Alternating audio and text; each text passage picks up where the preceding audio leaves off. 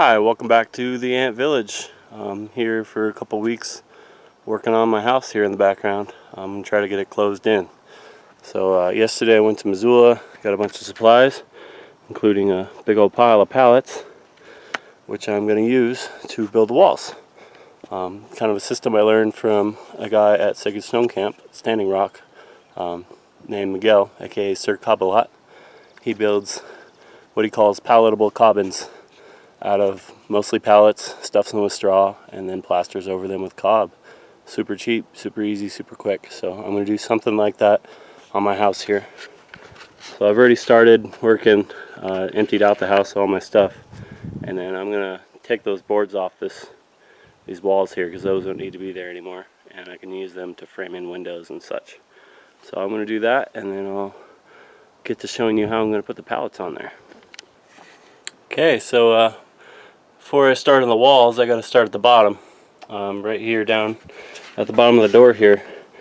And I built this little frame for a deck, and this is basically to protect this right here. Right under this plastic is cardboard. That's the insulation for the umbrella layer. I got to protect that plastic since it's right at the surface. I don't want to be walking on it all the time, so that's what this deck is here for. It's also sort of a landing before you go in the door, and I've put it just behind the drip line of the roof here, so hopefully it won't get wet. Even if it does get wet, I've made it so that it's slightly lower out here than it is at the doorway, so the water should drain off that way on top of it, and then it'll fall through the slats of the deck onto this tarp here, which is just a little bit heavier duty, and flow out that way. But what I'm going to do right here, since see right down there is the cardboard, and I need to continue that insulation layer up into the wall and through this doorway so it's not just a place for heat to bleed out. So underneath this tarp I got some rock wool batting over there. I'm going to stuff that under this tarp and under this lintel right here, and that'll create a nice insulated barrier around this door. So there we go. I have the rock wool stuffed under there, and this is going to pull over that and just staple it down, and then the deck boards will go right over that, and I'll trim it off. So that'll be a nice sealed insulated doorway. And I have to build another deck on this side, a much larger one, and then be able to frame in the doors and windows. Alright, end of a long day, but I got the deck frame built back here as well, so it's quite a lot bigger, and that over there is going to be a bathroom, so that'll be actually closed in, and that'll be the floor. But I got the deck built, and I got same thing, tarps with the rock wool under there, so that should provide a nice insulated barrier all along the bottom of this wall. So I just got to staple the rest of this tarp down, and then I'll get to work on the walls tomorrow. Hello again. So I had got a lot of work done yesterday. I went and got a unit of lumber, so I had some 2x6s to work with. I was able to finish off both this big deck in the back and the deck in the front there, as well as start to frame in the doors here.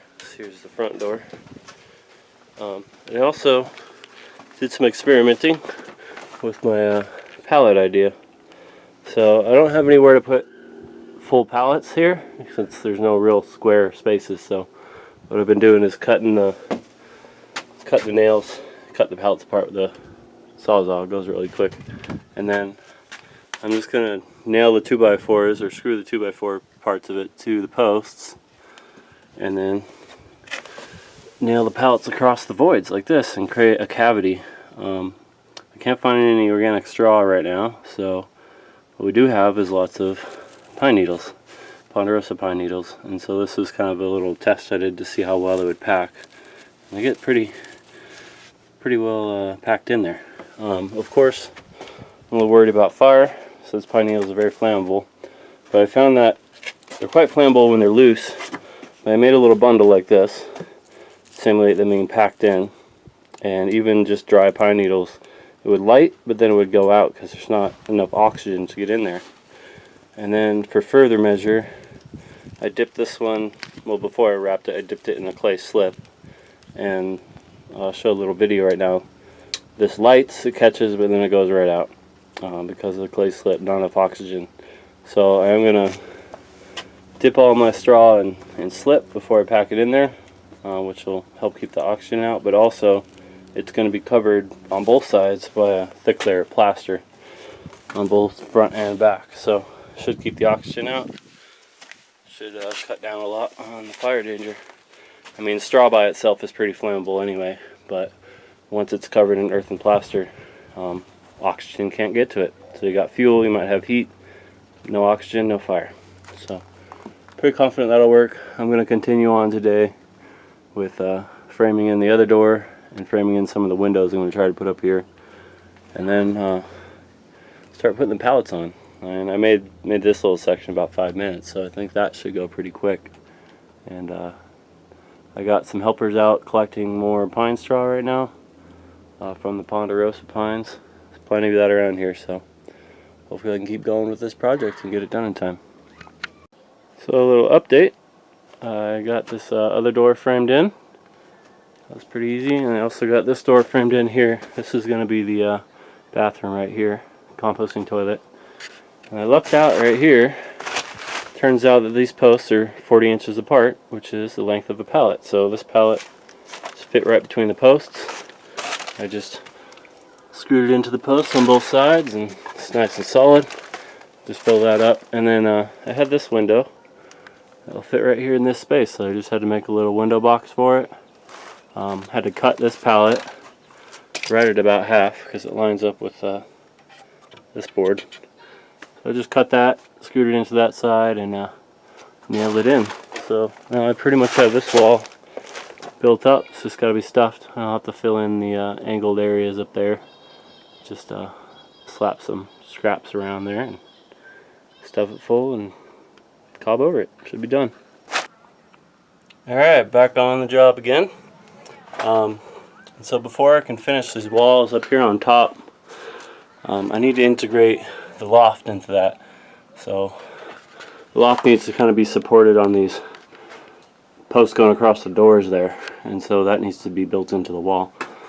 So what I've done, I've gone out, I found this kind of curvy tree, walked around looking for the right type of curve, kind of an S-curve thing, and that's gonna connect between that post about where that board is and this center post.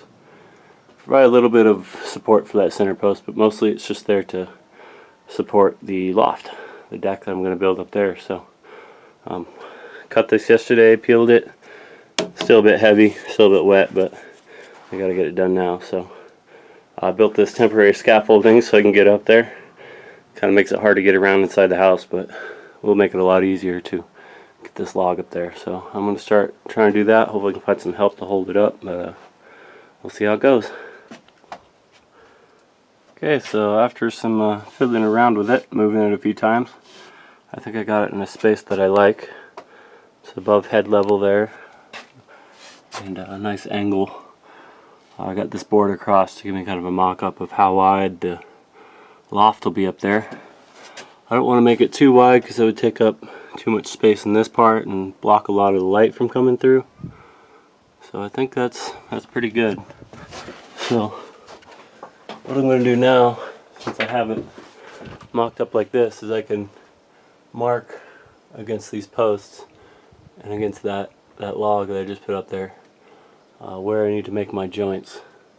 So it's easy if you can kind of mock it up side by side first and just draw instead of having to measure and do some guesswork. So I'm going to go ahead and do that and then get started on making these joints. So there we go. Got it notched in reasonably well.